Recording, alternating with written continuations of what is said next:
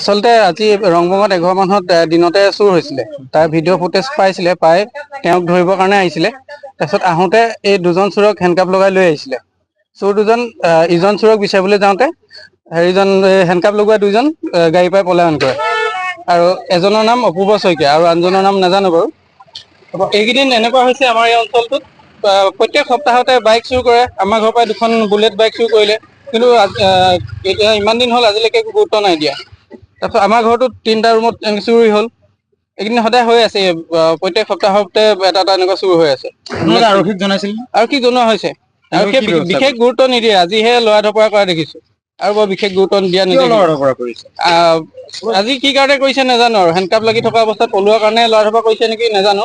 এতিয়া বাইক হেৰুওৱা দিনাখনো ইমান দিন হ'ল আজিলৈকে একো এটা হেৰি নকৰিলে, গুৰুত্ব নিদিলে। একো গুৰুত্বই নিদিয়ে। তাৰপিছত ময়ো এবাৰ এই এক্সিডেণ্টৰ এটা ৰিপৰ্ট কৰিছিলো, গাড়ীখনৰ নাম্বাৰো দিলো, আজিলৈকে একো একচনে নললে। মই সেই বিষয়ে মুখ্যমন্ত্ৰী মহোদয় আৰু DGP আছাম পুলিচ এইবিলাকত ট্ৰেক কৰিও ফটো দিছিলো, আজিলৈকে কিন্তু একো মই উত্তৰ নাপালো।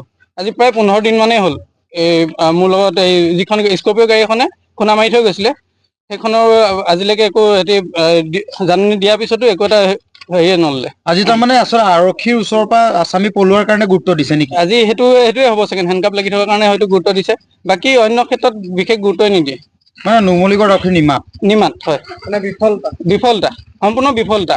আৰু হয়তো পইচা নিদিয়াৰ কাৰণে এইটো এনেকুৱা কৰে নেকি, এইটো নাজানো। মানে নুমলীগড় আৰক্ষীয়ে আচলতে পইচা দিলেহে চলে। পইচা দিলেহে চলে, এইটো নিচিনা মানে সন্দেহ হয়।